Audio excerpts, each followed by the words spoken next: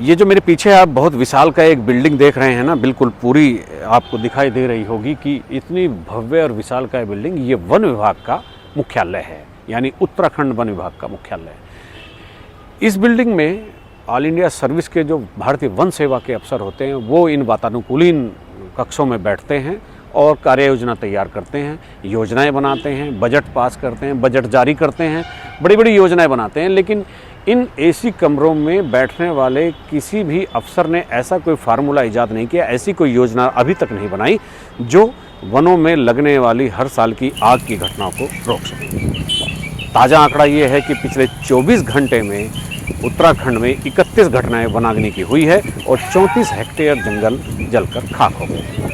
ये स्थिति बताती है कि वन महकमे में जो 150 से ऊपर का IFS का कैडर है, जिस राज्य को हम पूरी तरह से वन राज्य बोलते हैं, जिसको हम पहाड़ी राज्य बोलते हैं, जिसको हम बार बार केंद्र सरकार से तमाम फंड लेते हैं ये कहकर कि इको सेंसिटिव जोन है, बार बार नई स्कीम राज्य सरकार केंद्र के सामने लेकर के जाती है कि साहब 63% क्षेत्र में वन है, 68% क्षेत्र में वन है, कभी 70% क्षेत्र में वन है।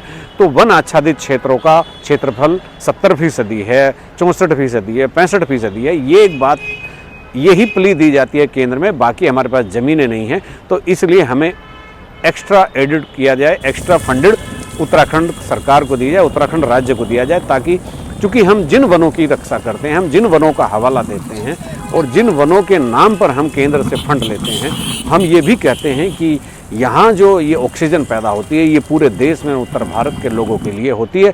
तो इस ऑक्सीजन का, इन जंगलों का फ़ायदा उत्तराखंड को नहीं मिलता, बाकी सबको मिलता है।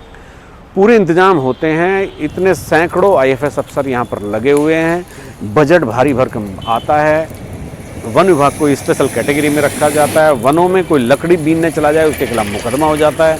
तमाम ऐसे कानून वन विभाग के यहाँ पर हैं, लेकिन एक भी प्रावधान, एक भी योजना वन विभाग के पास आज तक ऐसी नहीं है कि वनों की अग्नि को, वनों में लगने वाली आग को रोका जा सके, या उसकी रोकने के ऐसे इंतजाम तो कम से कम हो जाए तो आग रुके या ना रुके, आग की घटनाएं कम हो जाएं।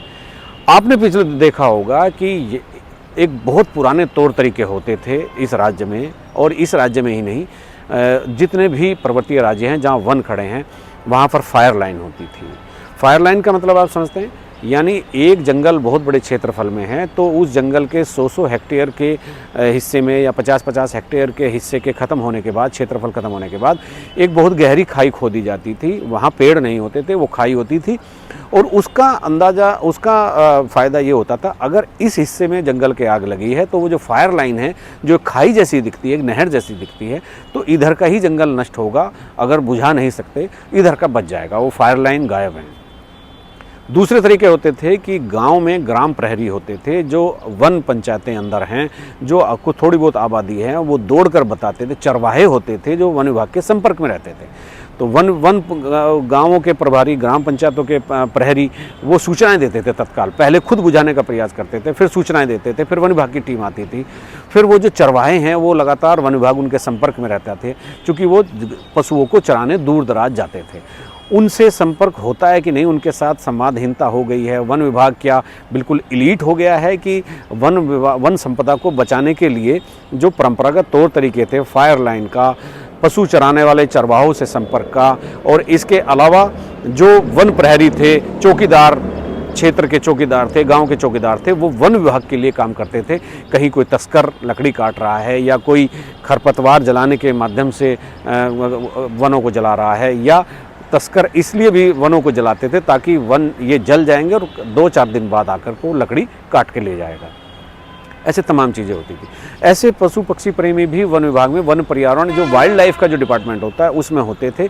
जब कहीं आग लगती है तो आग लगने के बाद कुछ पक्षियों के एक संकेत होते हैं, वो दूसरी तरफ जाकर उस तरह के संकेत देते हैं जिनको वाइल्ड लाइफ जो प्रेमी होते हैं वो संभाल लेते हैं, और वो उस सूचना का उपयोग करते हैं और ये बताते हैं कि यहाँ पर आग लगेगी। लेकिन आज ऐसा कोई सिस्टम दिखाई नहीं दे रहा है। हर साल अब अगर आप इस चीज़ को भी देखेंगे कि कितना हर साल जंगल जल जाता है, तो उसकी संपदा कितनी है, और दीर्घकालीन योजना के तहत वो वन कब तक आपके काम आता, अगर पूरा कैलकुलेट करेंगे तो करोड़ों रुपए की क्षति होती है।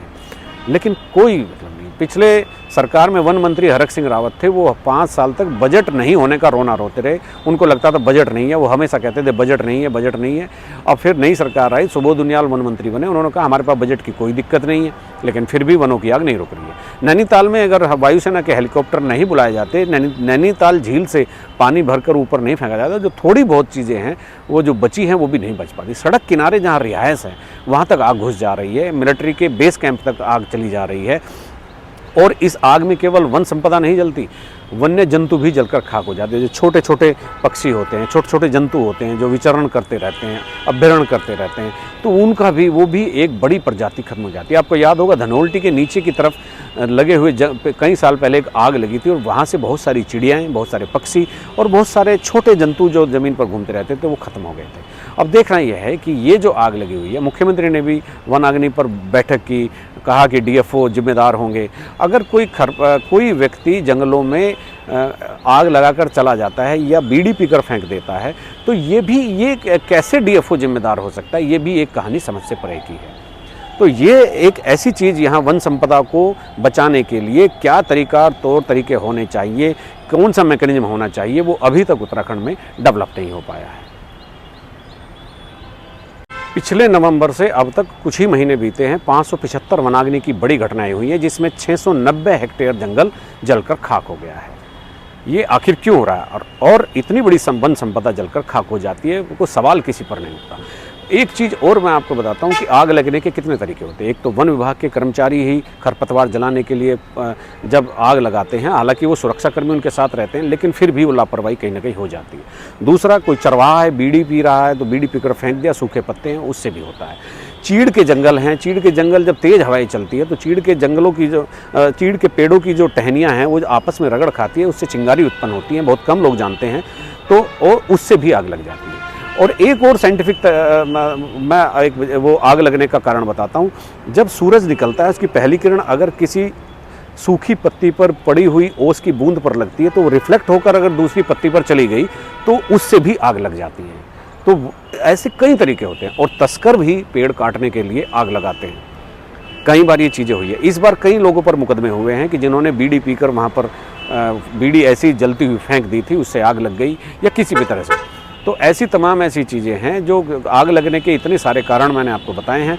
आग बुझाने के कारणों की तलाश अभी भी इस राज्य में हो रही है। देखिए, जंगलों की आग हमारे लिए बहुत चुनौती है और लगातार आग बढ़ी है। उसको लेकर हम लगातार तैयारी भी कर रहे हैं। लगातार जो ज़रूरत की चीज़ें हैं उसके लिए भी काम कर रहे हैं। सेना से भी हमने मदद मांगी है। सेना के हेलीकॉप्टर भी आज पानी डाल रहे हैं और भी मैं भी आज हल्द्वानी में भी अभी इस पर मैं मीटिंग करने वाला हूं। कल यहाँ देहरादून में भी करी है। हमारा हर प्रयास रहेगा कि जल्दी से जल्दी इस आग पर काबू पाया जाए। हम इसके लिए काम कर रहे हैं। सेना के हेलीकॉप्टर भी लगाए गए? हाँ, सेना के लोगों से मदद मांगी है। आज सेना के हेलीकॉप्टर भी इस काम में करेंगे।